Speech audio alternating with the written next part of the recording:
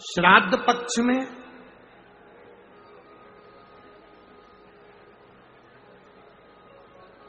मासिक शिवरात्रि आती है। बोलो, आती कि नहीं आती? अरे जम के तो बोलो जरा, आती है ना? श्राद्ध पक्ष में मासिक शिवरात्रि आती है। शायद 13 अक्टूबर की पढ़ना चाहिए हो, मासिक शिवरात्रि श्राद्ध पक्ष में। तारकासुर को मालूम नहीं पड़ा कि कैसे दिन निकलते गए निकलते गए निकलते गए। एक श्वेत पुष्प तारकासुर तोड़ कर लेकर आए, श्वेत पुष्प।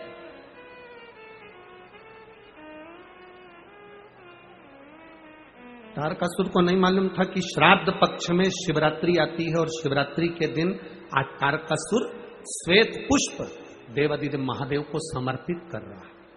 ये तारकासुर को ज्ञात नहीं, तारकासुर को मालूम नहीं।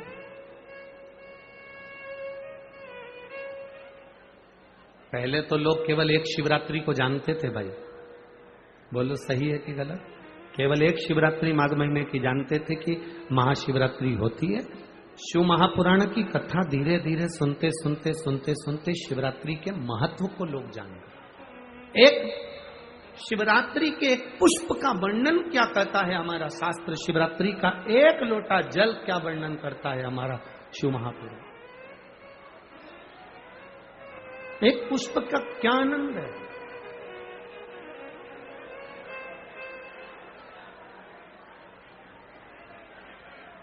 एक पुष्प का क्या रस तत्व है, ये शिव महापुराण की कथा वर्णन करती है।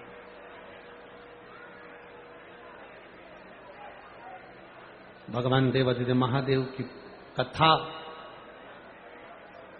तारकासुर को नहीं मालूम कि शिवरात्रि है श्राद्ध पक्ष की, उसके स्मरण में नहीं आ पाया कि ये श्राद्ध पक्ष की शिवरात्रि है। उसके स्मरण में नहीं आया कि ये शिवरात्रि कितनी मूल होती है, कितनी महत्ववान। इस शिवरात्रि की कितनी महत्वता होती है। शिव महापुराण की कथा कहती है भाई, श्राद्ध पक्ष में पड़ने वाली शिवरात्रि का स्मरण जरूर करिएगा।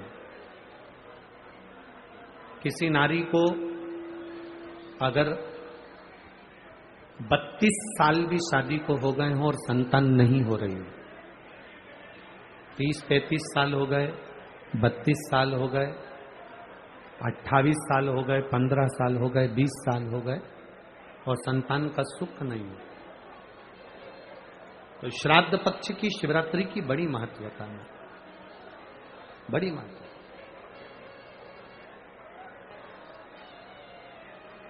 तो शिवरात्रि का बड़ा महत्व है।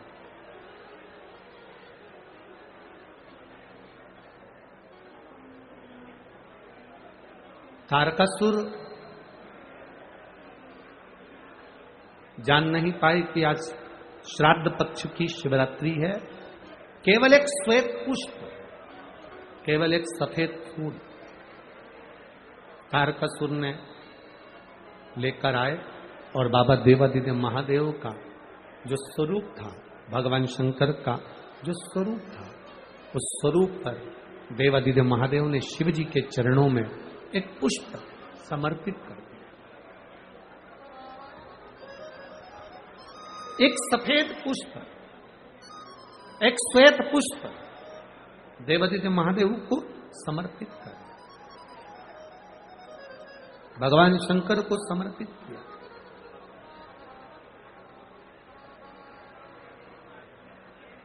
उसका फल क्या हुआ?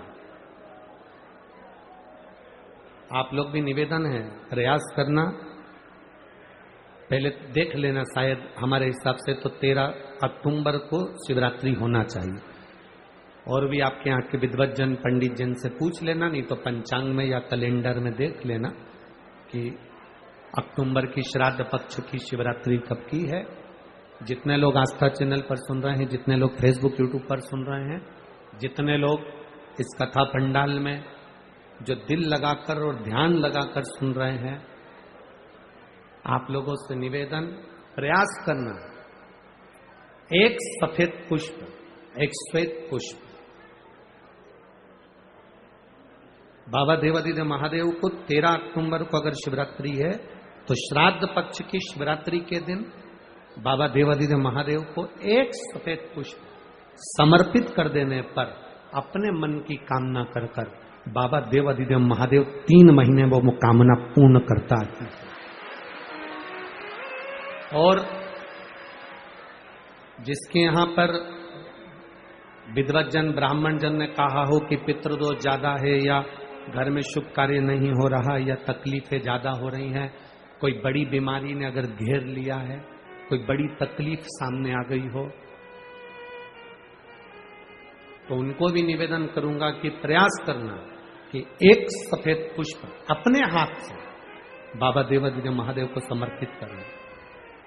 उसके बाद तुम्हें जो बड़ी बीमारी है उसकी जब शिवरात्रि पर आप समर्पित कर दो, 1 महीना पूर्ण हो जाए, अगले महीने की शिवरात्रि आए, श्राद्ध पक्ष की शिवरात्रि जाएगी अक्टूबर की, फिर अगले महीने की जब शिवरात्रि आए तो उसके पहले आपकी जो बीमारी है उसकी एक बार जांच कराना, बाबा देवादिदेव महादेव उस बीमारी को समाप्त जरूर करें।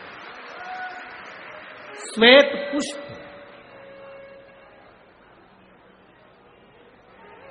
भगवान शंकर का जो श्राद्ध पक्ष का जो शिवरात्रि है उस पर जो श्वेत पुष्प की परिभाषा, उसको हमें जानना, उस परिभाषा